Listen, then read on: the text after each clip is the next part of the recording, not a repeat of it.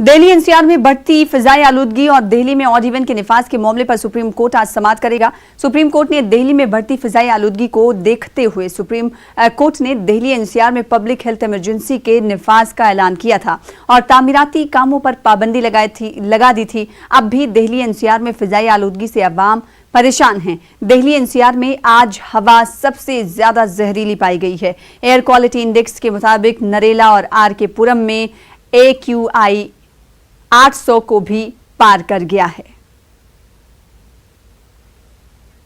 गाजियाबाद जिला इंतजामिया और पॉल्यूशन बोर्ड ने फिजाई आलूदगी को कम करने के लिए सख्त कार्रवाई की है। पॉल्यूशन बोर्ड ने NGT के अहकामात की खिलाफ वर्जी पर एपेक्स ग्रुप पर 1 करोड़ रुपए जुर्माना आयद किया है। सिद्धार्थ विहार में एपेक्स ग्रुप का प्रोजेक्ट जारी था, जिसके बाद जुर्माना आयद किया गया।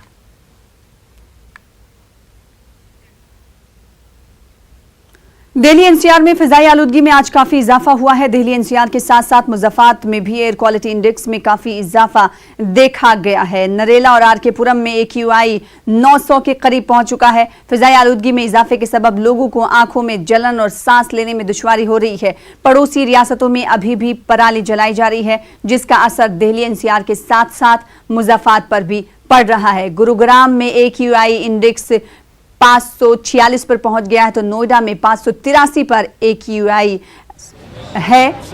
और गाजियाबाद की करें बात तो गाजियाबाद में 516 पर एयर क्वालिटी इंडेक्स पहुंच चुका है। नरेला में 800 तक पहुंच चुका है।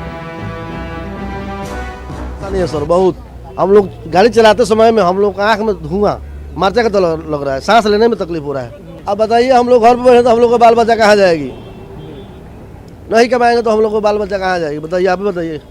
मैं सर, हम तो दिवाली के बाद में तबीयत खराब रह रहा है, इसी वजह से डेली इलाज में कराते हैं, दवा खा रहे हैं, चल रहे हैं, सीना दर्द कर रहा है। हाँ, मतलब सांस लेने में पूरा दर्द कर रहा है, पेन मतलब हो रहा है। ऑप्शन क्या सर, बैठ के क्या कैसे करेंगे, बाल बच्चा कैसे पालेंगे? जी देखिए, हम तो कल गाँव से आए हैं, लेकिन घर से बाहर निकलते ऐसा लग रहा है कि आँख में मिर्च लगा हो। पूरा आँख में जलन और चारों तरफ पूरा धुआं, जैसे कि सांस लेने में दम घुट रहा है। बहुत परेशानी है। और हम कल गाँव से आए, देखिए कैसे गाड़ी चलेगा, अब तो ऊपर वाले के हाथ में है। लोधी रोड से न्यूज़ 18 की नुमाइंदा प्रियंका ने फिजाई आलूदगी का जायजा लिया।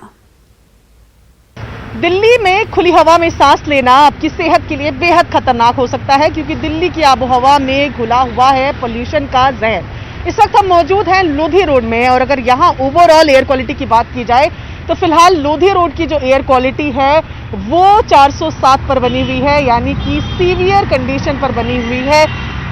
इस कंडीशन की अगर बात करें तो कई मानक इसमें होते हैं, जिसमें सबसे अहम PM 2.5 और PM 10 होता है, जो कि फिलहाल दोनों ही 500 यानी कि सीवियर हानिकारक कैटेगरी में लोधी रोड पे बने हुए हैं।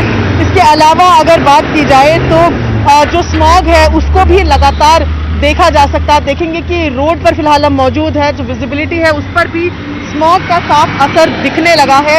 इसके अलावा दिल्ली की ओवरऑल एयर क्वालिटी की अगर बात की जाए तो जो ओवरऑल एयर क्वालिटी फिलहाल नजर आ रही है वो आपको हम अगर इस ऐप के जरिए दिखाएं तो 467 यानी कि सीवियर कैटेगरी, हानिकारक कैटेगरी में फिलहाल दिल्ली की ओवरऑल एयर क्वालिटी बनी हुई है। ऐसे में डॉक्टर्स की सलाह है कि इस तरीके के मास्क पहनकर ही घर से बाहर निकले। वीडियो जर्नलिस्ट प्रदीप प्रधान के साथ प्रियंका कांडपाल, न्यूज़ 18 इंडिया, दिल्ली। दिल्ली में आज ऑड इवन फार्मूले का आखिरी दिन है। अभी भी दिल्ली की हवा जहरीली बनी हुई है। दिल्ली एनसीआर में आज भी इंटर तक के सभी प्राइवेट और सरकारी स्कूल और कॉलेज बंद रहेंगे। दिल्ली हुकूमत की जानिब से ऑड इवन के फार्मूले में तौसी की बात कही जा रही थी, लेकिन अब तक कोई फैसला नहीं किया गया है। आज सुप्रीम कोर्ट में समाअत के बाद ऑड इवन के फार्मूले में तौसी की जाए या नहीं, इस बारे में हतमी फैसला लिया जा सकता है।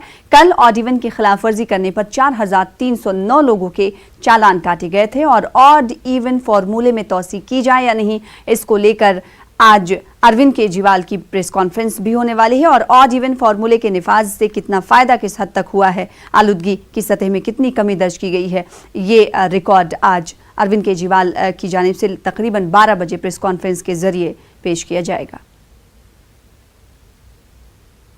जिनसी हरासानी के मामलों की रिपोर्ट पर सुप्रीम कोर्ट ने सख्त बरहमी का इजहार किया है। रिपोर्ट के